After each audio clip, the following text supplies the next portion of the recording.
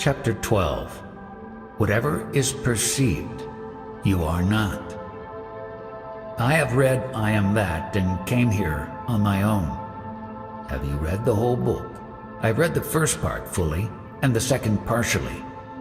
Having read the book, did you come to yourself at the witnessing state? Yes, I understood, but I do not feel it. I have no peace of mind. Do you get an inkling as to how you are connected with yourself? A little bit. Would you like to ask any questions? Not many, but I shall be grateful if I am told how to bring peace to my mind. Because of the self, the Atman, you are connected to the world through the body. The self is nothing else but the knowledge that you are. Meditate on that principle by which you know you are, and on account of which you experience the world. Meditate on this knowledge you are, which is the consciousness, and abide therein. But the concentration is just not there. Ignore the mind the way you disregard the crowd you encounter on the streets. I shall try. As a matter of fact, mind is a universal dynamic principle, but we restrict it to the limits of the body and then depend on it, hence all the trouble. Consider the water in Lake Tansa. That water belongs to the whole of Bombay. Out of that water, can we claim some as yours or mine? In a similar vein, understand that the self is universal, but you have conditioned it by confining it to the body. Therefore you face problems. This self is also termed Iswara, God, the universal principle. If you hold on to that, profound knowledge would descend upon you and you will have peace. I try to meditate on that, but the mind wanders here and there. If I try to remain indifferent to the mind, it will be a long drawn-out process. But you are not the root of any process. The root of everything is life. Yes, but the life force is universal and not personalized. Once you realize this, you have no more troubles. That is right, but when the mind goes astray, I have trouble. Sometimes I feel that life is universal, but at moments it becomes individualized. How to get rid of this? This is the conventional way of talking. The water is universal, use it when you possess it. Similarly, use the mind to meet your needs and then let it flow by itself without your interference and involvement, like the flow of a river from where you take water only when needed. My talks are for intelligent people. To a local visitor, why have you come? You will not understand these talks. You only sing bhajans in praise of God. Why do I respect those foreign visitors? They are earnest seekers in search of truth, but they have not been able to locate it. I appreciate their sincerity and deep urge to understand. They really go far. Any subject they take, they explore deeply into it. Although the two of us talk here, in actuality they, the two entities, are not there. This is the theme today. At first, no one is. Instantly, one is, and then two. The subject of the talk is, how did these two reduce to one, and finally to nothing? Out of nothingness, spontaneously the sense of beingness is felt. This is one. Later, when the sense of beingness knows I am, duality begins. Then, after the duality has arisen, the sense of beingness identifies with the form, and so on. Actually, to refer to the sense of being as one is not quite correct, since in this state only the sense of being prevails, whereas the need to say even one. With the appearance of otherness, duality, both number one and number two appear simultaneously. To say something is, I must be there first. If I am not, I cannot say something is. So the fundamental principle in spirituality is that I must be there before anything else can be. This I is the beingness which is first. You said in the beginning there is one, and later there is none.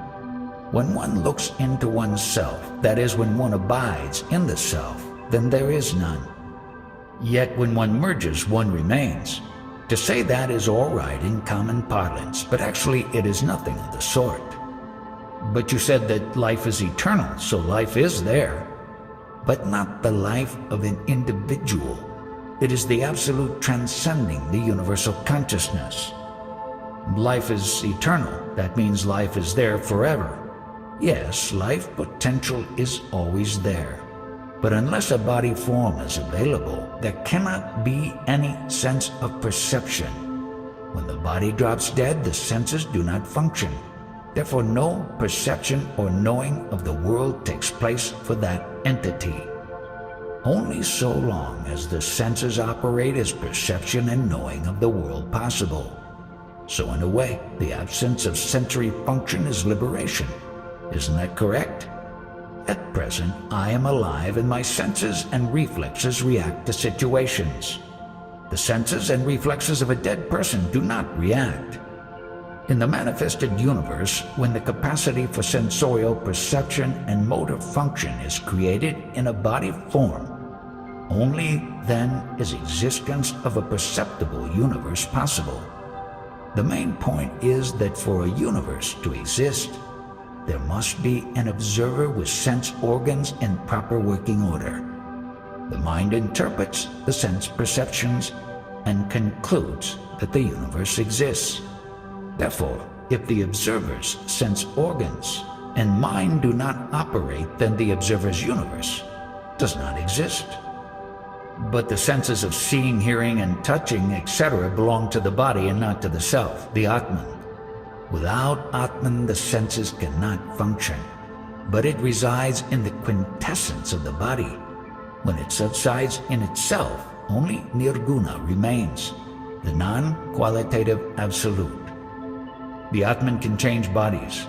The Atman has no body, so how can it change? At present, it presumes that I am means body only. In this materialistic world, when we say we mean the body only. But if my legs are removed, they are apart from me. Therefore, I feel that I, as such, am not the body. That is correct.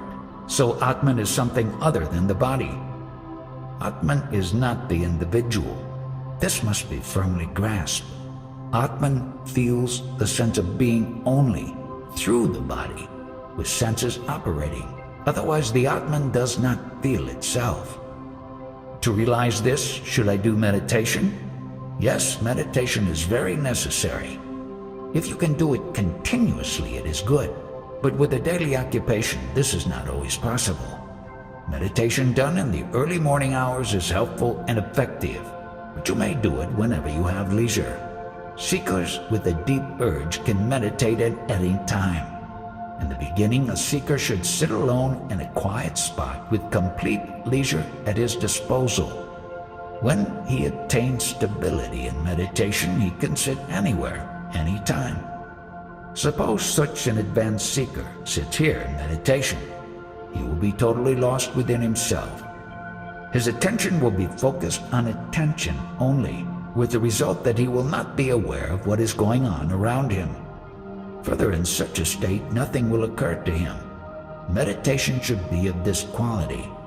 Suppose somebody is deeply worried. Should he take note of these things going around him? When you sit in deep meditation, your sense of being is totally infused with the knowledge I am only. In such a state, it will be revealed to you intuitively as to how and why your sense of I amness emerged. By the I amness, consciousness, beingness, sense of being, I amness, all are the same in you prior to the emanation of any words. This is a subtle point, so try to understand it clearly. When I say I was not prior to conception, then what I actually mean is that I was not like this present I am, but that I which could discern this must be there to judge the absence of the present I am. Owing to the absence of a body, that I, prior to conception, had no sense of being or sense of I amness. With the arrival of a body, the sense of I amness is imposed on the prior I. In meditation, this sense of I amness only will indicate how and why it came about. You must be possessed by this idea of finding out what this I amness is. just as you would not rest until you found the source of a smell emanating from some place. For example, if a foul smell emanates, you will have to go to that source. And when you discover that it is the decomposed body of a rat, you will have to dispose of that body in order to get rid of the stink. Similarly, if a nice fragrance wafts in your direction, you would like to locate the flower. You must go to the source of this I amness fragrance and find out its how and why. How does one chase that?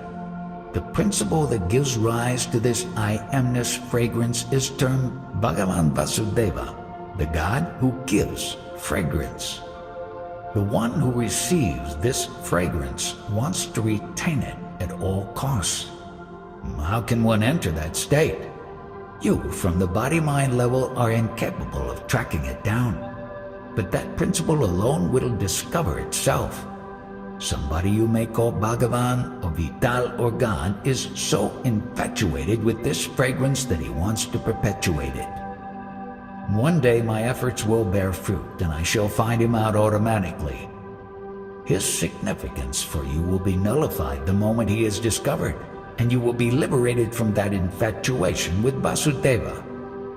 In other words, I think when you always feel it so, you don't go after it. Once you realize the self, then it automatically comes to you, so there is no need for you to track it down. So once we realize it, we can use it in the way we want. In that state, you will be beyond any needs and wants. You will have no use for anything. No desires will be left because they are all fulfilled. I did not mean that I should use it for my worldly needs. What I meant was that I would become one with it. In actuality, you were never detached from it, so where is the question of being one with it? It is nice that I never got detached from it, but in my present state I consider myself only the body. This is a concept that you are the body and it is deluding you. Then I will be free. Let me recite a couplet of Guru Nanak. O mind, what are you searching? Inside and outside is one only. It is the concept that makes you feel inside and outside. Once the earthen pot bearing the name Nanak is broken, by getting rid of the concept that I am the body, where is inside and outside? It is I, only, prevailing everywhere. Nanak further says, like the fragrance in a flower, like an image in a mirror, this sense of I amness is felt in the body. Therefore, give up your name, Nanak, and also your identity with the body. Abide in the sense of I amness, and you shall be liberated. When I try to track down the self, it seems to me that it creates more selves. But who is it that sees so many selves? One thought produces further thoughts. Who observes the first thought? That is what I want to know. Only you are the observer of the first thought.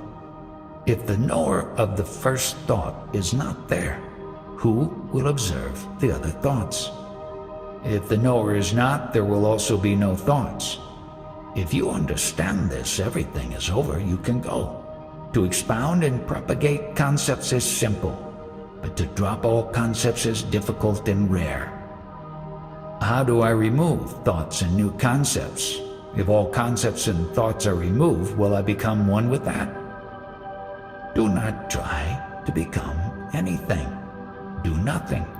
Without thinking on any of your words, remain quiet. Once a word sprouts, it creates a meaning and then you ride on it. You follow the meanings of your words and claim that you are in search of yourself. So be wakeful to that state which is prior to the sprouting of words. Did you associate with any sages? This is the first time. Have you been reading any books? I have been reading Paul Brunton's work on Ramana Maharshi. Your spiritual background is ready. That is why you listen to the talks and try to understand them. Other people quarrel with me with their concepts. They are brimming over with concepts, with the result that they are unable to listen to what I say. Many people come here, presuming themselves to be very knowledgeable, but I know that they are ignorant only. However, I consider them as consciousness alone. All your identities at the body-mind level have been changing continuously, and none of them have been constant and faithful to you. Why then are you attracted to any such identities by stating, I am like this, I am like that? This is all mental. At certain moments I think I am like this, at other moments I think I am like that. Who, other than you, is observing those moments? You are the witness of these moments. Whatever is seen and perceived, and also whatever you see inside and outside you, that you are not. I am trying to understand. In meditation, you might convince yourself, I am Guru Nanak only. Or as some people in their meditation firmly believe, I am Bhagavan Sri Krishna only. None of such identities has any stability. The only stable one is the observer of those identities. And you alone are that observer, the eternal one. Take the example of a poor actor who played the role of a king so splendidly that he received a lot of praise. But he is not the king. Similarly, you are not Guru Nanak. You are the observer. Whatever you see and perceive is all the play of Maya, this elusive principle. February 19th, 1980.